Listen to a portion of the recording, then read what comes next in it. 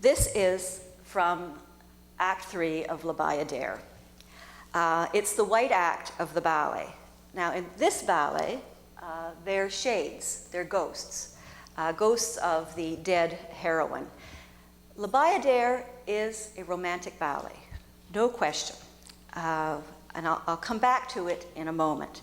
But it brings us to Marius Petipa. And just before we go, if you think back to this scene where the creatures are scattered all over the place, and then you look at this, where Petipa has them all lined up, strict order.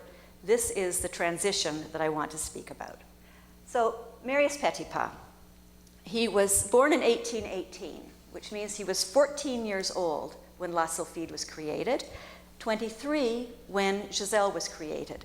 So he was born and grew up in this romantic tradition. His father was a ballet master, and he started dancing and choreographing at a very young age. But remember I mentioned that the men were sidelined during the Romantic period? Well, Marius Petipa had trouble finding work.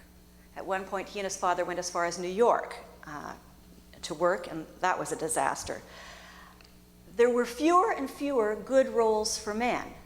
And the most famous Petipa today is Marius Petipa. The most famous Petipa then was his brother, Lucien. His brother was also a dancer and the better dancer. So the few really choice roles that there were for men, his brother was getting. His brother, for instance, was the first Albrecht in Giselle. So finally, with the help of his brother, he gets a contract to go and dance in Russia. He's 29 years old when he arrives in Russia, and he goes as a dancer, but they very quickly put him to work choreographing and later teaching in the school. Shortly after he arrives, Jules Perrault, who was probably the greatest choreographer at that point, one of the choreographers of Giselle, arrives in Russia to be the ballet master. So not only was he born into the Romantic tradition, but he worked as Perrault's assistant, which is to say he apprenticed with the greatest Romantic choreographer of the period. When Perrault left, Petipa thought they would make him the ballet master, but they didn't. They brought in Arthur Stanlyon, the other great choreographer of the Romantic period. So he apprentices under him too.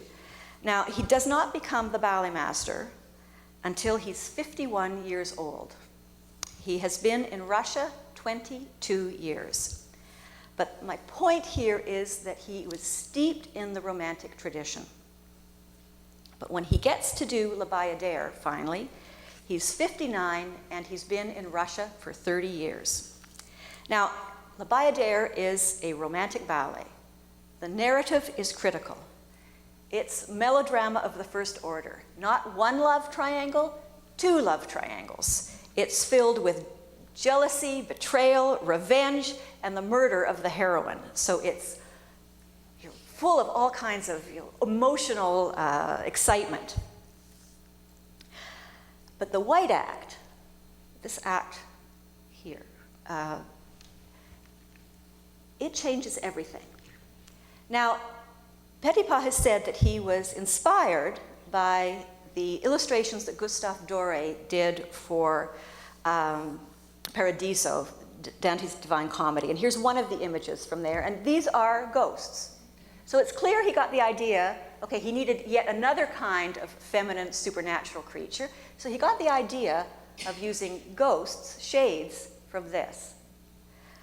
But I think he got the idea for lining them up like this from somewhere else.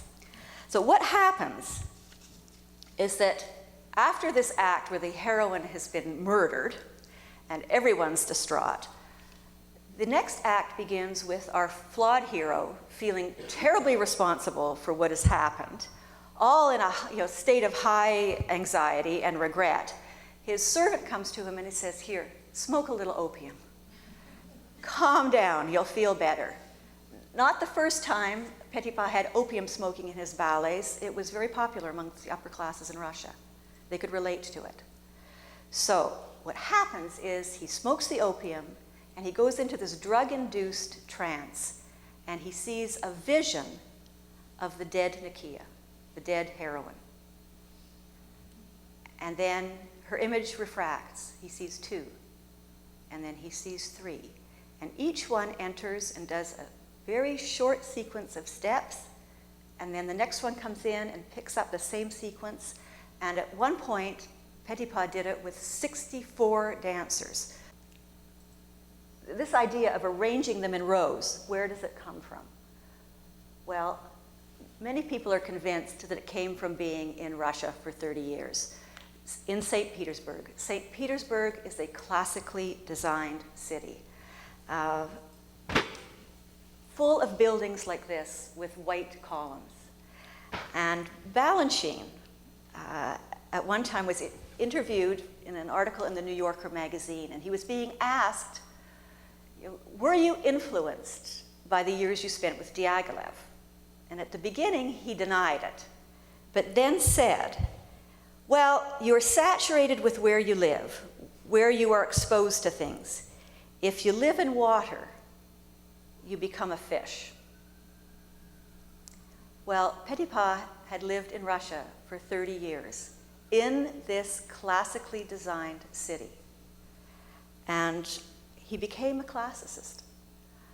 I'm convinced that this lining up of the dancers came about as a result of the years he spent in Russia. This is a picture of Theater Street, also known as Rossi Street after the architect who designed it, in St. Petersburg. It's the Alexandrinsky Theater at the end of the street, and on one side is the ballet school, and then the other side is another theater building. This is where Petipa worked. And the dance historian Yuri Slanimsky has pointed out that if you stand at the top of the street, you see that the columns at the end of the street look like they're fused. But as you walk down the street, it's just an optical illusion. As you walk down the street, it's as if the columns come to life and separate and move. And he talks about the columns being like the corps de ballet. Now, he wasn't talking about Petipa, but it fits in my mind. So I think that this idea of lining them up this way came from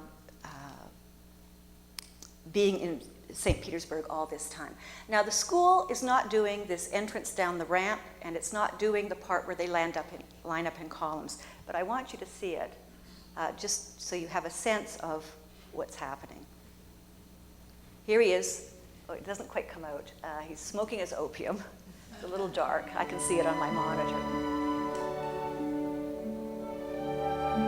So the first one appears, and then another one.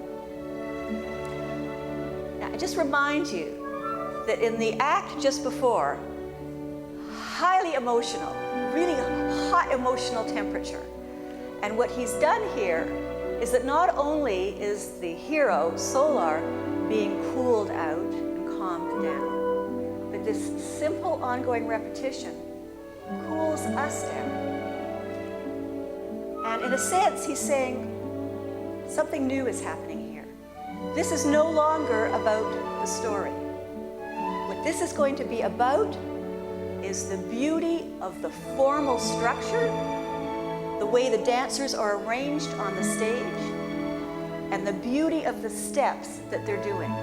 It's got nothing to do with the story anymore, which is why companies do, this is known as the Kingdom of the Shade scene. It's why companies can do the Kingdom of the Shade scene without bothering with the rest of the ballet, and why here at the school we can do excerpts from later on in the scene without even worrying about this. What happens, I'll just describe it, is that they come down this ramp and then they organize themselves into all these lines perpendicular to the front of the stage in columns, and they just stand there. And at one point they're just simply bourreing on the spot, just moving, and they're shimmering like the images of the columns that were reflected in the water when we looked at that picture of the Hermitage, the Winter Palace.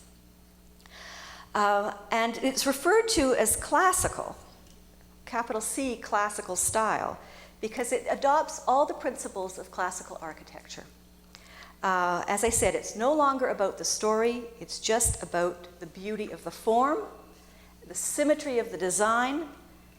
The design will, here on in, be harmonious, balanced, and geometrical, and it'll have balance within the steps too. You'll see in Petipa's divertissement, they do something on the left, very often they'll do it on the right. kind of internal balance. And it's about balance itself, lots of balancing by the ballerina. But clarity and legibility was also important. So within the structure, within the formal arrangement, Petipa will make beautiful combinations of steps, and he will give the audience an opportunity to read them by offering moments of stillness and by repetition. So sometimes it's the repetition left and right, sometimes he'll just repeat something 2, 3, 4 times so that your eye can catch the beauty of these combinations of steps that he's put together. So what you have here is innovation that's mindful of the past. He's taken this white act that was part and parcel of every romantic ballet, and he's developed it into something else.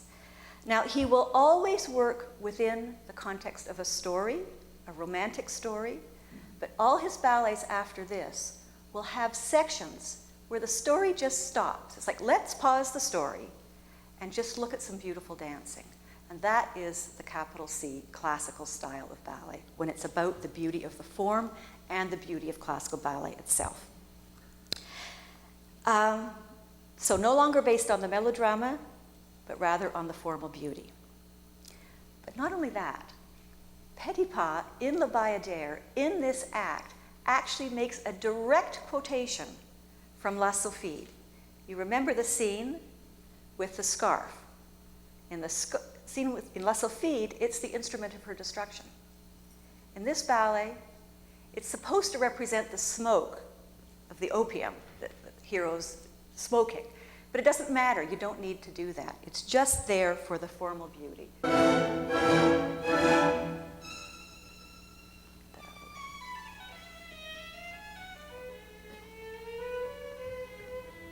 So an absolute direct reference back to La Sylphide and this scarf pas.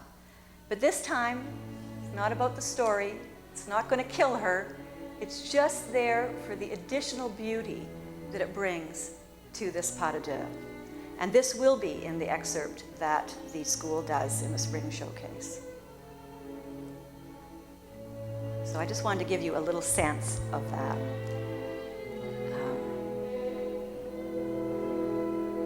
Okay, so let me just click here. Now this brings me to George Balanchine.